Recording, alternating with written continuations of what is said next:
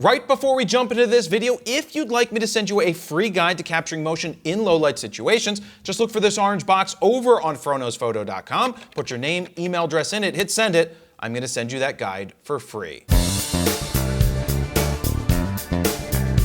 Jared Polin, froknowsphoto.com, and this is a raw file review from the Canon R5 Mark II, now that I have a full production unit and can open the raw files here in Adobe Lightroom. Now, what you're gonna see in this video is me showing you real world situations where I took the camera out into the real world and I shot wherever the proper exposure was, using the glass that I used. Then I'm gonna go into a studio situation that we set up. Now, mind you, that is not the real world. We set up a basic setup to show you what bright and dark would look like, seeing what color might be and sharpness for different cameras. We've got the R5, we've got the R5 Mark II, we have the Z8, in essence the Z9, as well as the A1. We're talking about cameras that are around 45 megapixels, and of course, the A1 is 50 megapixels. Now let's start at the lower base ISO of 100 out here in the park. The settings, I'm at 1/12,800th of a second because I'm shooting at 1.2 at 100 ISO. I edited this with Thick from FroPack 4 just so you can get an idea from that, and I also used X3 to bring out the eyes just a little bit. Of course, you're not gonna see a lot of issues at 100 ISO. The whole point here is to just show you some examples and some pictures in the real world, because remember, when you zoom in 1:1 on a 45 megapixel image, you are enlarging everything a ton, that even if you printed it out 17 by 22 on my Canon Pro 1000 or even a 20 by 30 print, you would never see the imperfections if you were going to print them out. It's when you start pixel peeping and zooming in on everything and honestly cropping, you start to enlarge imperfections. In the real world, you're not gonna see these issues. I see nothing wrong with it. I actually love the color that I was able to get out of this, and the fact that I was able to shoot at 12,800th of a second because I was shooting at 1.2. Now keep in mind, I'm shooting with the electronic shutter. In the studio situation, we're gonna have some electronic shutter images as well as mechanical shutter images side by side so that you can see if there is a perceivable difference. Now with the R5 Mark II, you're getting 14-bit across the board with the electronic and the mechanical. With the R5, you were only getting 12-bit when you went into the electronical shutter. And by electronical shutter, I mean electronic shutter. So back here into this image, one of the reasons I picked this is kind of more for the autofocus nature of it. Look how the line is running right through the kid's face, yet the autofocus, as you can see, found his face without a problem, and I was able to bang this out. Love the colors that I was able to get off of this image. Now moving on to a soccer situation here, the Philadelphia Union. We've got this guy right here who's he's 14 years old playing for a professional team. I'm at 640 ISO, and why am I not pushing it to 6400 in this situation? Because I used the right settings. It's not, when you're using this stuff in the real world, you use what the right settings are. I'm using a 400 2.8, which means I'm gonna shoot at 2.8. I'm at 1/4000th of a second, and I'm at 640 ISO, which is the right place to be for the situation that I was in. You don't just have to push stuff to extremes just because you're like, I wanna push it to see what it can do. No, I'm gonna push it when I need to push it, but this is what 640 looks like, perfectly fine.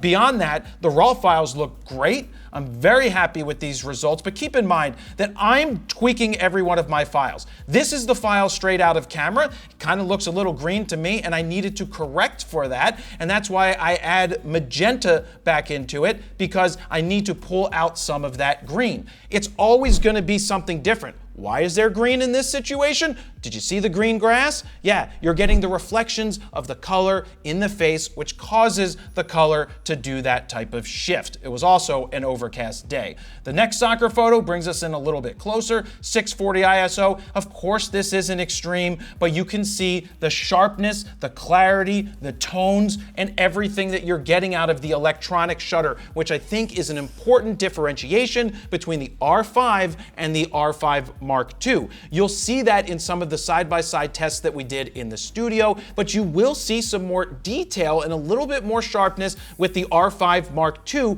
compared to the R5. And I think that's what a lot of you guys want to see is there a difference? And I'm just showing you that with the R5 Mark II and the RAW files, you are seeing some differences. That's why we're putting these side by side. Now let's jump into a lower light situation. This is the highest ISO that I pushed the R5 since I've had it. This is only at 6400. I'm at 1/1250th of a second at f2.8 at 6400 ISO. Could I have shot at a lower ISO of like 3200 because the subject isn't moving that fast? The answer is yes. In this situation, I pushed it just a little bit just to give you a look at what 6400 gives you. Now, keep in mind, as we're looking at this file and we're zooming in, this is on an edited version of the file. When I go ahead and turn off my edits, it is a little smoother. It's not as harsh as the edit that I put on it. But I love edited files. That's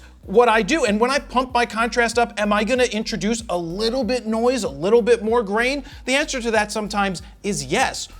But when you go ahead and crop, or you zoom in 1:1, you start to see imperfections that aren't going to be there if you just print them out or look at them in the real world or you're looking at them online. When you go looking for issues, you're going to find issues. Just go out there and take pictures and stop worrying so much about pixel peeping. I know that you're looking out for your bottom dollar because you don't want to buy something that isn't going to give you the best results. It's a lot, this stuff's expensive. I totally get it.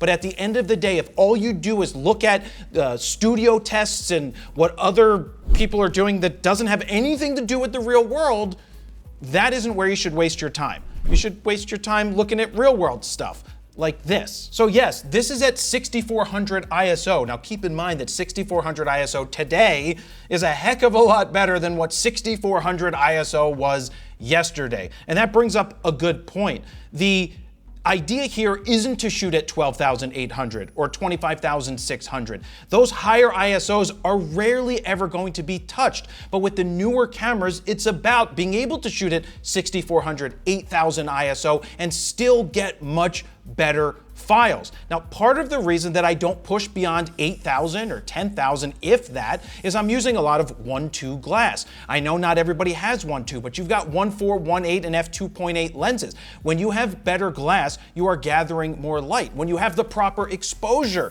you don't run into as many issues where you have to be, if you're 3 stops off and you try to bring something up, you're gonna run into issues. So try to get your exposure as close as possible. Try to keep the ISO in a reasonable position, but when you're not using the best of the best of the best glass, that's where ISO starts to become an issue when you get to 25,600. Honestly, if you have to shoot at 25,600, there's probably not enough light even in that situation. There's gonna be no color. The images aren't gonna look good. So just keep that in mind.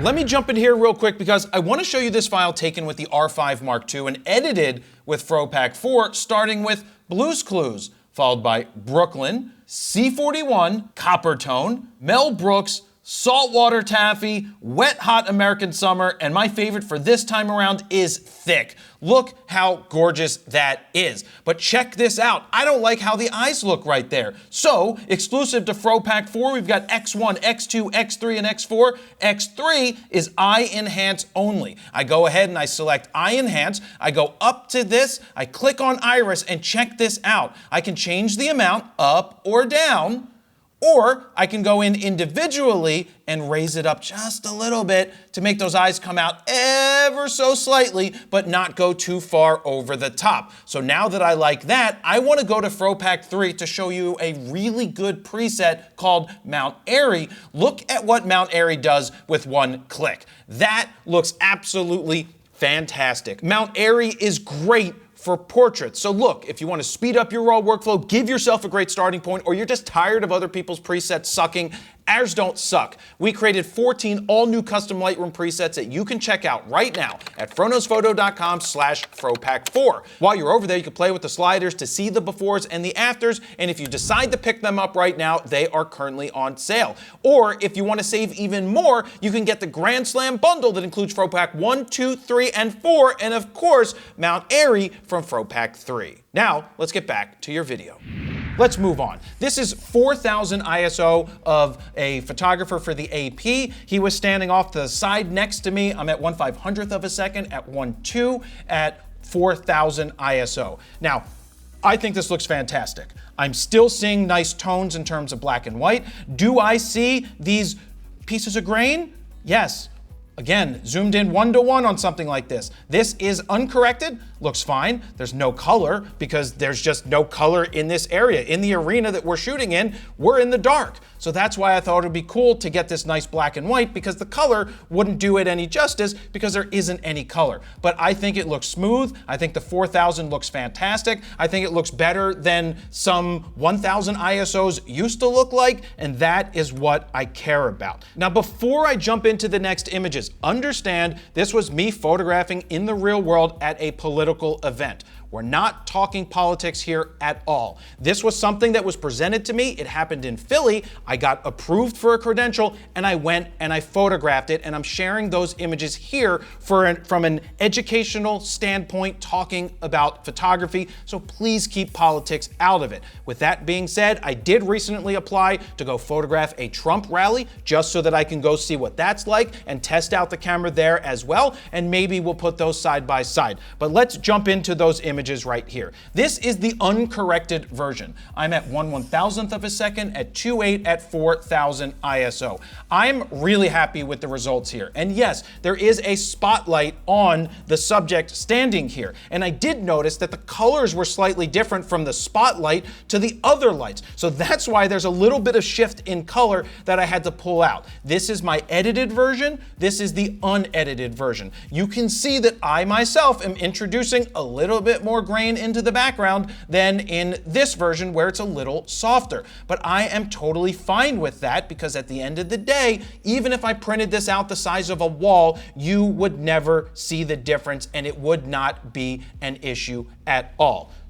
So far in the real world, we've pushed it up to 6400. I'm sure I might go beyond that in the future, but this was about having a production unit in my hands and being able to share some files with you and my findings right now. That's the real world. But now I want to jump into a studio situation because I know some of you care about that. The setup that we put together upstairs is kind of like a 5-stop different scene, meaning on the one side it's exposed properly and then the other is off roughly by 5 stops. We use the same focal length lenses for each one of the shoots, and we use the same exact exposure and make it as similar as possible. I know that some of you want to see these tests. That's why we're doing these tests in the studio, just to share that with you so you can figure it out. Like I said earlier, I know you're going to spend a lot of money and you spend a lot of money and you want to make sure you're making the right choice. But some of these tests might be better for one camera than the other, but then there's other situations that the cameras are in where one performs better than the other one, or the other one performs better than this one. So it's all about taking everything as a whole to make the decision and not just looking at what we're about to show you in the studio and saying, well, that doesn't work and I'm not buying that camera. So keep that in mind as we get into these images. Let's start with putting the R5 and the R5 Mark II next to each other for some low ISO as well as some high ISO. And what we noticed here is that the sharpness, the colors, the tones, the clarity did look better from the R5 Mark II over the R5. Even though there's claims that the dynamic range is worse, we're not seeing it in this particular setup. Remember, again, this is a studio setup. There could be human error one way or the other, whereas in the real world, it's just the real world. You see it. You're not trying to make or find issues. But in terms of clarity and sharpness and better color tone, we are seeing better color tone out of the R5 Mark II than we are in comparison to the original R5, at least when it comes to that magenta shift, which was a huge issue that you would see. Now, huge issue, I mean, you just had to correct for it after the fact, but it's nice to see that there were some tweaks there, at least in the tests that we're seeing. Now, once again, if you look at the other tests that are being done out there, and they say that it's basically a half a stop difference between the R5 and the R5 Mark II, saying that the R5 Mark II is slightly worse in certain situations, I don't even know how you see that. Do you even see that in the real world? And are the trade-offs that you're getting with a newer system, a newer camera, newer autofocus, different sensor, is that worth it at the end of the day? And to me, the answer is yes. I will always take that trade-off. personally, I will do that. Now, keep in mind, some of this stuff is subjective. Maybe your screen is a little different than the screen that I'm using. There's so many variables to this. That's why I don't want you to get so deep into the weeds here that it clouds your decision to make a purchase or not make a purchase, because you're looking at something that there's variables about. Now let's move into high ISO tests for the R5 Mark II when you're using the mechanical or the electronic. Is there going to be a difference between using the electronic and the mechanical? And in some situations beyond 6400 ISO, it does look like that the mechanical shutter is giving you a slightly cleaner image over the electronic shutter. So if you don't need to find yourself in a situation where you want to use the electronic shutter, or you need to use it, then the mechanical might give you a slightly cleaner image. Now remember, that's when you are pixel peeping, looking for something. Do I care about that? My answer is no. Everything that I've shot with this camera so far has been with the electronic shutter, because I don't care. It's going to look incredibly well. You're not going to see a major difference at the end of the day. So that's my take on it. Now here's an interesting test that we did called the cap test. Now this is for stills. We're not talking about video right now, but for stills, there was a dual native ISO for the R5, and we're trying to figure out the dual native ISO for the R5 Mark II because Canon doesn't tell you those numbers. So with the R5, it was 400 ISO. With the R5 Mark II, we're seeing it at 500 ISO. You can see the difference of going from 400 ISO with the R5 Mark II to 500 ISO. I don't know if that's going to be a difference in the real world, honestly, because keep in mind, we exaggerated some of the exposure here to show you the difference between 4 and 5. Now, when you're out there shooting in the real world, you want to try and get your exposure as close as possible. But if you are off, that is what we are demonstrating right here, and you see the difference between 4 and 500 ISO. Do you see this stuff in the real world? I don't know. Just giving you examples right here that you can see. Now for those of you who are shooting video, when shooting log with the R5, your dual base ISO was 800 and 3200 ISO. And when you get into the R5 Mark II, it looks like you can go from 800 for your dual base up to 4000, and it's going to be cleaner than the 3200. Now when we put all of the cameras across the board that we tested together, the high ISOs look very similar. You start to see differences when you really pixel peep, but across the board, they are very similar. Now, when it comes to base native ISO, the Z8 is going to be the best there because it goes down to 64 and the colors look really nice. But keep in mind, if you just tweak each one of these files from each one of these cameras, you're going to get them very close to each other, so you're not really seeing that much of a difference. Within a quarter of a stop, a half a stop, that's what you start to see across the board with these cameras when you start to look for differences. It's also very difficult in the real world to shoot something the same ISO with two cameras at the same exact time or to get the same exact results. Now, what we've seen testing cameras for the last 15 years is that there's subtle differences between all of them. You know that. So we just wanted to give you some real world examples here, as well as some studio tests that you can check out yourself to help you decide which one is right for you. Now, at the end of the day, do I see a difference between the R5 and the R5 Mark II? And the answer to that is yes. I like the files coming out of the R5 Mark II a lot. Canon did a nice job making some upgrades and tweaks. And do I see it taking a hit to the dynamic range? The answer to that question is no. In the real world, I don't see any differences. I just don't see you losing out on a difference of dynamic range. I don't see it. Remember, don't pixel peep. Go shoot photos, get your exposure as close as possible. Don't crop. As you crop, you're going to enlarge imperfections. And when you look at something 1:1 or even 200% in Lightroom on the computer, you're gonna find issues across the board with every single camera in existence. That is just blowing it up the size of a billboard, and you're standing an inch away from it. So remember that at the end of the day. So thank you guys very much for watching. Jared Polin, FroKnowsPhoto.com. See ya.